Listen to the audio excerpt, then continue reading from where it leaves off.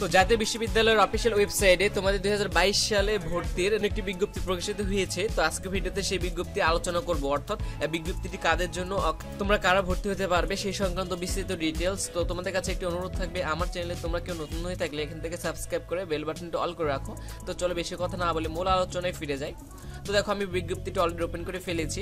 তো দেখো এই যে 2021 সালে স্নাতক পাস প্রাইভেট সার্টিফিকেট কোর্সের রেজিস্ট্রেশন বিজ্ঞপ্তি, অর্থাৎ 2021 সালে তোমরা যারা ডিগ্রি পাশে প্রাইভেট বা সার্টিফিকেট কোর্সে ভর্তি ইচ্ছুক শিক্ষার্থীদের এই ভর্তি বিজ্ঞপ্তি।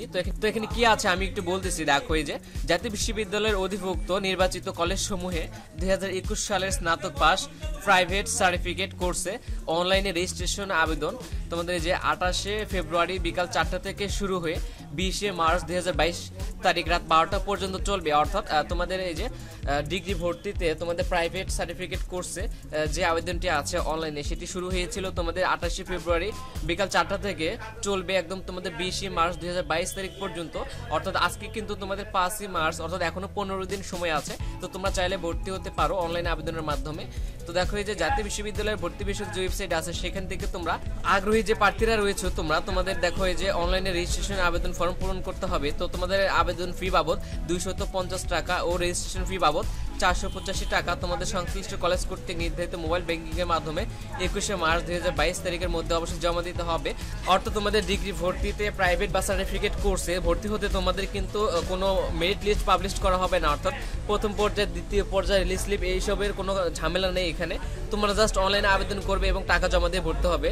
তো আশা করি পুরো বিষয়টি বুঝতে পেরেছো। আমি আবার বলতেছি, তোমরা 2021 সালে স্নাতক পাস অর্থাৎ ডিগ্রিতে প্রাইভেট এবং সার্টিফিকেট কোর্সে তোমরা যারা ভর্তি হতে ইচ্ছুক, তোমাদের এই যে দেখো এখানে বলতেছি 20শে মার্চ 2022 তারিখের ভিতর তোমাদের অনলাইনে আবেদন করতে হবে এবং আবেদন করার পরে তোমাদের আবেদন ফি বাবদ 250 টাকা এবং রেজিস্ট্রেশন ফি বাবদ 485 টাকা সংশ্লিষ্ট কলেজ কর্তৃক নির্ধারিত মোবাইল ব্যাংকিংয়ে তোমাদের 21শে মার্চ 2022 তারিখের মধ্যে অবশ্যই জমা দিতে হবে এবং এই সকল টাকা জমা দিয়ে তোমরা সরাসরি গিয়ে কলেজে ভর্তি হতে পারবে। এখানে তোমাদের মেরিট লিস্টে কোনো ঝামেলা নেই।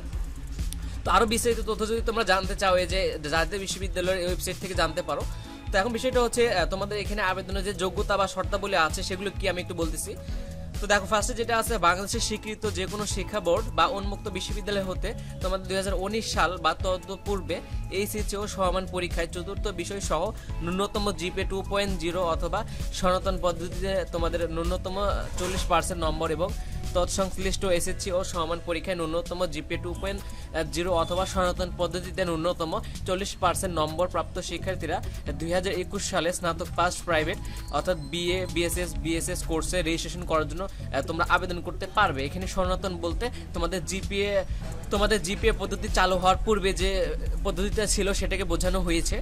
তো আশা করি ক্লিয়ার। তো এখন দেখো এছাড়াও বাংলাদেশের কারিগরি বোর্ড হতে তোমাদের এইচএসসি বা সমান কোর্স সমূহ থেকে শুধুমাত্র এক HSC vocational diploma in commerce 3 number HSC business management পরীক্ষায় উত্তীর্ণ প্রার্থীরা উল্লেখিত শর্ত পূরণ সাপেক্ষে আবেদন করতে পারবে।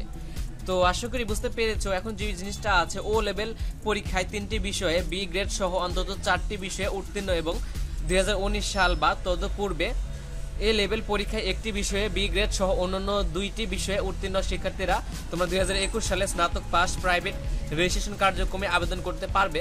তো আশা করি বিস্তারিত তোমরা বুঝতে পেরেছো। এখন যে বিষয়টা আছে, আবেদন ফর্মে আবেদনকারী কোনো তথ্য বা ছবি অসত্য, ভুল বা অসম্পূর্ণ প্রমাণিত হলে ওই আবেদনকারী রেজিস্ট্রেশন বাতিল বলে গণ্য হবে।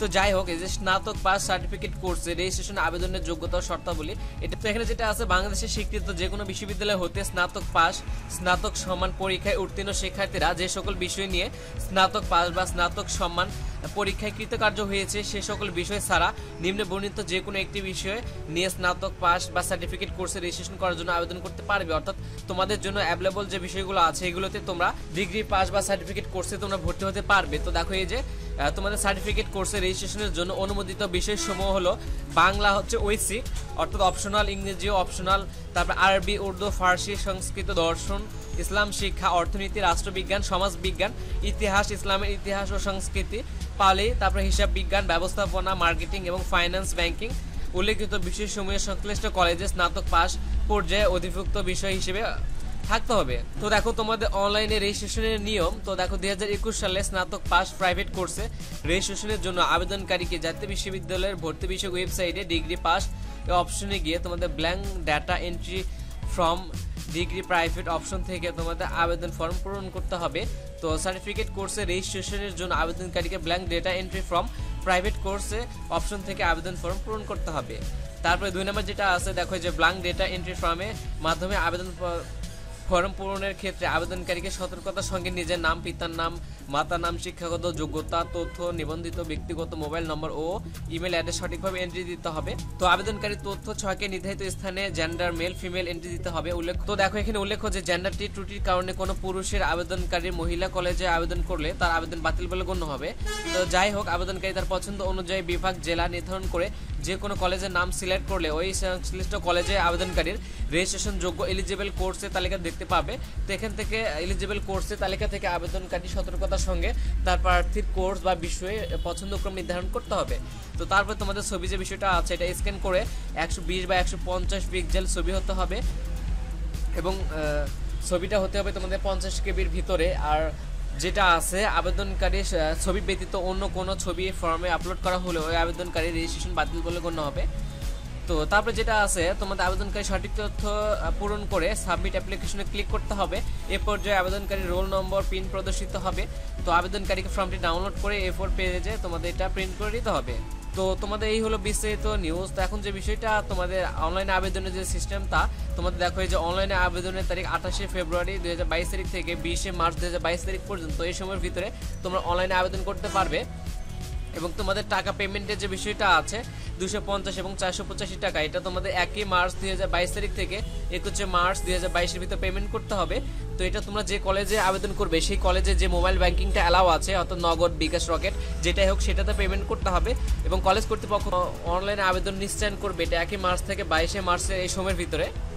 তো এই হলো তোমাদের বিস্তারিত ডিটেলস তোমাদের 2022 সালে তোমাদের ডিগ্রি পাস বা প্রাইভেট কোর্সে রেজিস্ট্রেশন কোর্সে ভর্তির যে ডিটেলসটা। তো আশা করি বিস্তারিত বুঝতে পেরেছো। কোথাও বুঝতে অসুবিধা হলে ভিডিওটি আরেকবার দেখবে, তাহলে পুরো বিষয়টি বুঝতে পারবে। তারপর কোথাও না বুঝে থাকলে অবশ্যই কমেন্ট সেকশনে লিখো, আমি চেষ্টা করবো তোমাদের কমেন্টের উত্তর দেওয়ার জন্য। তো আজকের মতো এই পর্যন্ত, নতুন কোনো ভিডিও নিয়ে তোমাদের মাঝে আবারও আসবো। সে পর্যন্ত ভালো থাকবে। আজকের মতো এই পর্যন্ত, আসসালামু আলাইকুম।